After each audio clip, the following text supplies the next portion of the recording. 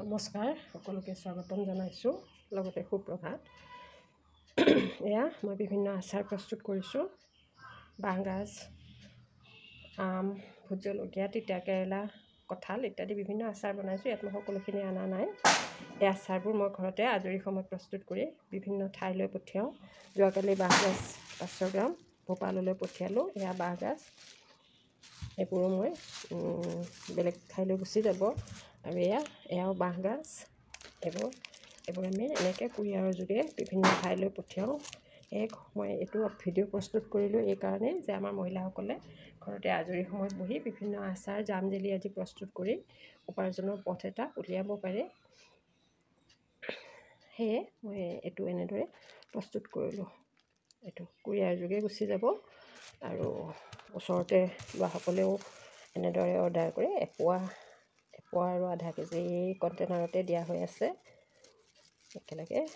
এতিয়া এইবাৰ আম কৰিছিলোঁ প্ৰায় 9 কেজিমান, আম শেষেই হ'ল। এতিয়া আধা কেজি মানো নাই চাগে, এপোৱাতকৈ অকণমান বেছি আছে।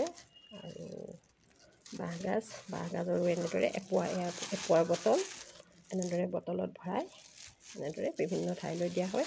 এইবোৰ যোৱাকালি দিলোঁ, আম দিলোঁ আধা কেজি, বাঁহগাজ দিলোঁ।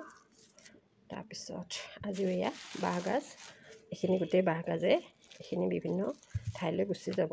সেয়ে ভাবিলোঁ আপোনালোককো অকণমান দেখুৱাওঁ। যিসকলে ঘৰতে থাকে আজৰি সময়ত এনেদৰে বিভিন্ন আচাৰ, জাম জেলি প্ৰস্তুত কৰি নিজৰ উপাৰ্জন নিজে কৰি স্বাৱলম্বী হ'ব পাৰে। সকলোকে বহুত ধন্যবাদ, যিসকলে মোক ইমান মৰম চেনেহ দিছে। আগলৈকো দিব বুলি আশা কৰিছোঁ। আপোনালোকলৈ এটা মোৰ বিনম্ৰ অনুৰোধ, ভিডিঅ'টো চালে এটা লাইক দিব, কমেণ্ট কৰিব আৰু পাৰিলে আপোনালোকৰ বন্ধুবৰ্গৰ মাজতো শ্বেয়াৰ কৰি দিব। যিসকলে নতুনকৈ চাই আছে নিশ্চয় ছাবস্ক্ৰাইব কৰি কাষত থকা বেল বটনটো অল কৰি ল'ব। ধন্যবাদ।